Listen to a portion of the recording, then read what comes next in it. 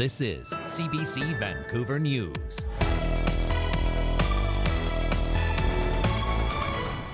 They don't have the best interests of the workers at heart or the riders. So we're here to say that needs to stop. As the Cowichan transit strike drags on, advocates are calling on the province to step in and help end the nearly 8-month labor dispute. Also, this is new territory for all of us in tourism, and we don't really know what to expect next. Kelowna is seeing a surge in summer visitors, but some tourism operators say spending remains slow. And coming here for eggs, for veggies. Why? Because people can't afford grocery store prices anymore. A mobile farmers market aims to combat rising food costs in BC while supporting the province's struggling agriculture sector. Hello, thanks for joining us. One day after BC's largest public sector union issued a 72-hour strike notice, the union's president says the province has indicated a willingness to talk, but has yet to come to the table with a revised offer. The union says until that happens, plans of job action will move forward, but steps are being taken to avoid disruptions to essential public services. We've taken great care to negotiate comprehensive essential service levels across the province. That means that if we do a targeted strike or another form of strike in an area, that we will provide the appropriate notice so that the essential services scheduling can take place. We've done that for Tuesday.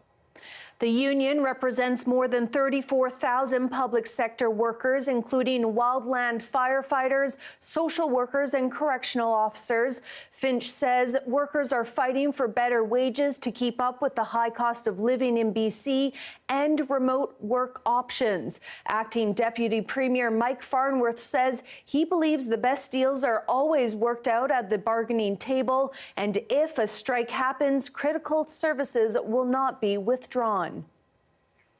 A transit strike on Vancouver Island is approaching its 8th month. Bus and handy-dart drivers in the Cowichan Valley walked off the job in February, demanding higher wages and better access to washrooms. Today, transit advocates and workers rallied in Duncan, calling for an end to the longest transit strike in BC's history. There are people who are driven by profit who are in charge of providing this really critical public service, and they don't have the best interests of the workers at heart or the riders. So we're here to say that needs to stop. We have to end that. We need to bring these jobs into the public space. While the transit system is overseen by Crown Corporation BC Transit, it's operated by a private company. That means neither BC Transit nor the provincial government are directly involved in the dispute. Since the strike began, workers have rejected a settlement reached by their negotiators, as well as a proposed settlement from a provincially appointed mediator. In a statement, Labour Minister Jennifer Whiteside says the province continues to explore what they can do to help the parties find a path forward to resolve the dispute. Workers at Ferries, the service that takes people back and forth between Nanaimo and Vancouver, are voting on a potential strike action this weekend after talks with the company broke down. The BC Ferry and Marine Workers Union says members have been without a contract for nearly a year and have been negotiating since February. Key sticking points include wages, schedules, and job stability. Despite the union tabling a fair wage and benefits proposal months ago, the employers made only one counter proposal, and then instead of bargaining seriously, in our opinion, they've declared impasse, and that's functionally refusing to move forward unless workers accept their terms. In a statement, Hello Ferry says the company's latest contract offer includes competitive compensation and enhanced benefits. The union says it expects to have the results of the strike vote early next week. A 44-year-old Coquitlam man has been arrested following a series of incidents in South Burnaby Friday night. It included reports of a shooting and a 3-vehicle crash. RCMP say they were called to an area near Inman Avenue and Price Street just after 10:30 for a report of a disturbance. There, they located a white sedan believed to be related to the call.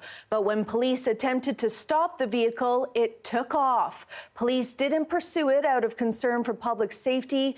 Around 15 minutes later, Mounties received reports of shots fired near Wilma Street and Salisbury Avenue, and then a 3-vehicle crash involving the white sedan that fled earlier. The driver was not initially found, but was later located on the roof of a residential complex nearby. He was taken into custody around 1:30 a.m.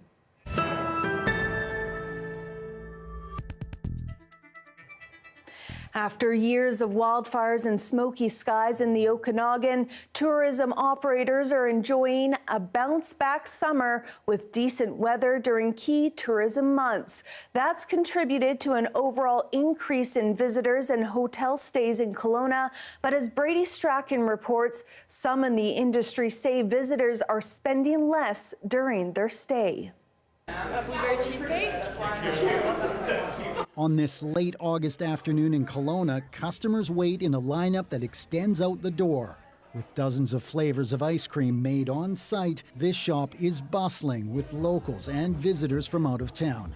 This was our busiest season yet. It was really exciting, super busy, lots of people coming through, which, is amazing. Near the waterfront, the ice cream shop is in a prime location. And she says the consistently nice weather in Kelowna this summer has certainly helped. People are choosing, in my opinion, due to our economy a little bit, choosing more about where they're going to spend their money. And I think ice cream is always going to be a summer treat. That's never going to change. According to Tourism Kelowna, the number of visitors flying into the city is up nearly 10% over last summer. And hotel and short-term rental bookings in July were up by nearly 15% over last year. But industry leaders say this summer has presented unique challenges for some tourism operators because spending patterns have changed. Household budgets, discretionary income is down, and people are having to make choices with their money. She says that means some families eating out in restaurants less during their vacation and opting for more takeout, and fewer boat and watercraft rentals for some operators. This is new territory for all of us in tourism, and we don't really know what to expect next. On a picturesque property near Lake Country, John Mullen saddles up Oakley, an 8-year-old quarter horse at Okanagan Stables. There we are, ready to go. He says this summer his trail riding business is thriving. We're turning away business. I think that a lot of people are sticking around and maybe not going to the States like they might usually be. He believes tourists are still buying peak experiences like trail rides with their vacation money, especially visitors from out of town.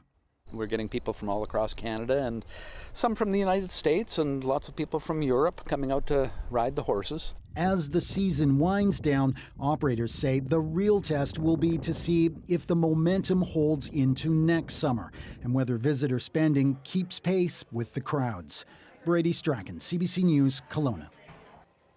A group of Lower Mainland farmers took part in a mobile farmers market today, selling their produce directly to consumers. Throughout the day, the market traveled to 3 communities, starting in Abbotsford, Surrey, and then Richmond. As Sarab Sandhu reports, organizers say the initiative aims to combat rising food costs in BC while supporting farmers facing financial pressures, growing operational costs, and increasing regulatory burdens. Abbotsford, Surrey, Richmond. Hundreds of pounds of produce packed into these trucks, delivered to communities across the Lower Mainland. They're coming here for eggs, for veggies. Why? Because people can't afford grocery store prices anymore.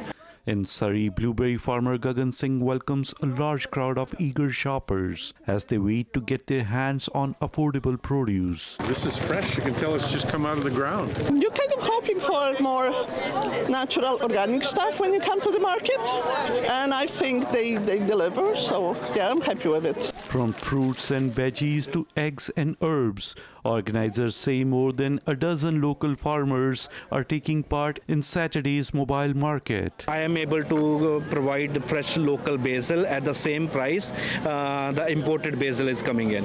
People want to support farmers, but sometimes they might not always know how.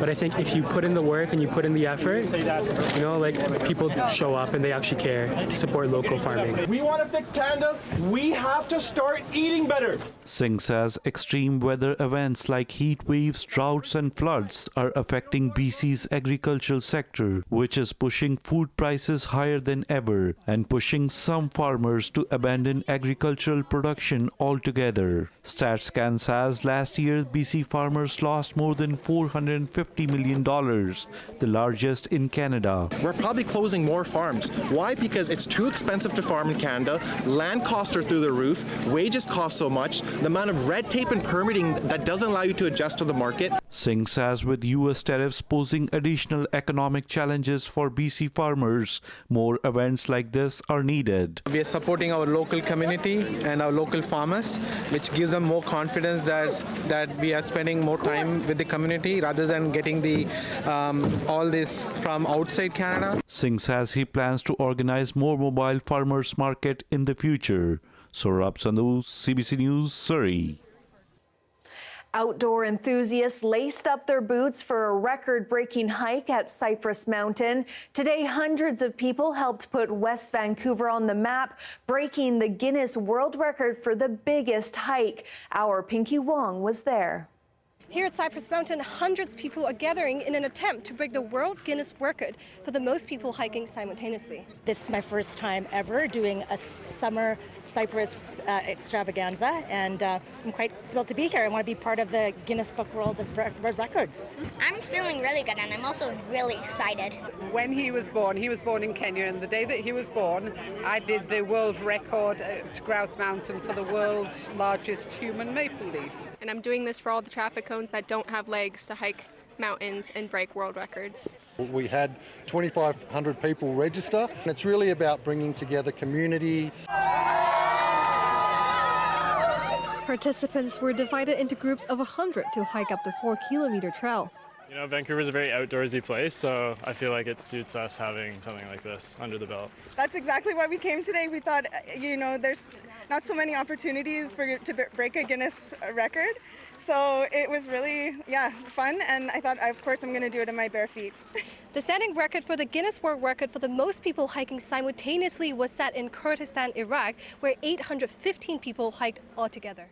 Organizers say they picked a route that can handle the volume of hikers. Putting 2,000 to 2,500 people on a smaller, more sensitive trail would not be a good thing. So what was a really unique opportunity is that we have ski runs that are more than able to handle that many people, and there's no environmental impacts from having them on the trail. We see this many people in the winter all the time. This is the first time in the summer. So we achieved the final number is 1,566. That is a new Guinness World Record. Organizers say the event aims to showcase the transformative power of being outdoors and the sense of community. It feels so good because most of the time I hike solo, and it feels like with tens of thousands of people. I think this hike is not only just breaking the record itself, it's more about bringing a message to all the people. Like, hiking is not just for, it can be for anyone. Pinky Wong, CBC News, West Vancouver. Still to come, Trump's trade war hits a major roadblock after a federal court says the president's tariffs are illegal. That's next. Stay with us.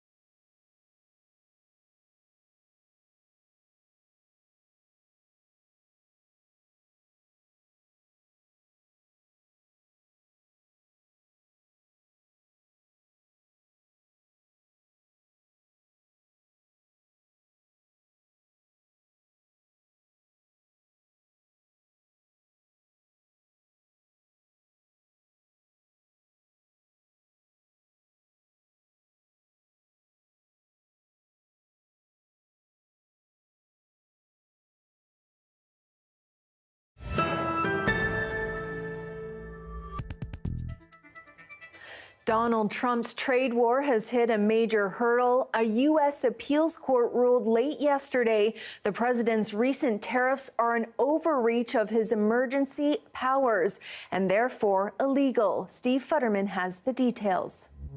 Well, this is definitely a major legal setback for Donald Trump. The Court of Appeals basically said last night in its ruling that Donald Trump exceeded his power, that he does not have the right to impose these types of tariffs. This is something Congress has the right to do. Now, Trump did try to suggest when he announced these tariffs that he was using emergency powers. The court rejected that. Now, one of the attorneys who argued the case before the Court of Appeals against the Trump tariffs is Neil Katyal. He is a former Obama administration Solicitor General. This was his reaction last night.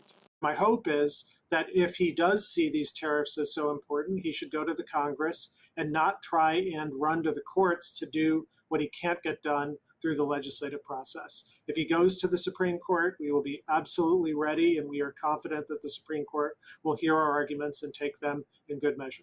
Now, while this is a setback for Donald Trump, it's having no impact right now. The situation today is the same as it was 24 hours ago because the court said in its ruling that its ruling would not have any impact, would not take effect until October 14th.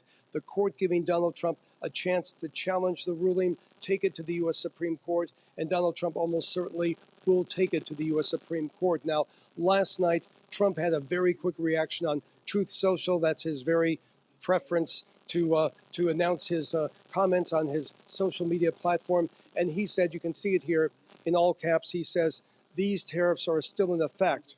He also attacked the court, calling the court highly partisan. And then he basically tried to use some scare tactics, suggesting that if these tariffs are overruled, if they go away, it will be very, very dangerous for the United States. He said that he's waiting for the U.S. Supreme Court to make its decision. Now, this U.S. Supreme Court, with 3 Trump appointees, I should point out, has generally been favorable in expanding presidential power for Donald Trump. But it's not always the case. There have been some setbacks, and there are many legal scholars who say this is one case where Trump may have a difficult time trying to get his court to rule in his favor. But we'll have to wait and see. October 14th is the deadline the Court of Appeals set up. We should probably hear from the U.S. Supreme Court, I would think, in the next week or two, whether or not they will take the case. But for the moment, the tariffs are in effect, but a big proviso, they may be going away in the next month or two. Steve Futterman for CBC News, Los Angeles. Russia has launched another major attack on Ukraine, and Kyiv says it hit oil refineries inside Russia. The fighting comes as European officials gather in Denmark to discuss the conflict. Philip Lishanuk has the latest. Appearing to contradict statements that it still seeks peace, Russia unleashed one of its largest drone and missile barrages yet, this time on Ukraine's Zaporizhia region. At least one person was killed and more than 24 others, including children, were injured. This woman was able to get to safety with her pet bird, but this large-scale attack left thousands homeless. Ukraine's Air Force says Russia launched more than 530 drones and 45 missiles at targets in the southeast. It says most were shot down, but some towns on the outskirts of the city were badly hit. The region is home to Ukraine's key nuclear power station. The attack damaged homes and infrastructure. 25,000 people are without electricity. After an attack on the capital, Kyiv killed at least 25 people this week, Ukrainian President Volodymyr Zelensky says Russia is demonstrating that without pressure from the world, there will be no end to the war. Words echoed by European foreign ministers meeting in Copenhagen. We need to build up even bigger pressure on Putin. I think it's quite obvious that he's just dragging the time, trying to buy time and divert their attention from his continued attacks on civilians and infrastructure. This analyst says Russia has no interest in peace talks. What it will take from the Western world at this point is a rapid delivery of those weapon systems that Ukraine needs in order to defend its skies against these nightly barrages, these terror attacks, targeting Ukrainian civilians. It will need to supply those weapons Ukraine needs to defend its sovereign territory and to push back the Russians. So far, U.S. President Donald Trump has been silent about the attacks, which come less than 2 weeks after a summit in Alaska between him and Russian President Vladimir Putin. A diplomatic win for Putin, but an embarrassment for Trump, who promised to end the war in the first 24 hours of his second term. Philip Lishanok, CBC News, Toronto. Here is how the sunset looked earlier this evening in Tofino near Long Beach Lodge, almost like a painting. When we return, we head to VanDusen Botanical Garden to celebrate a milestone.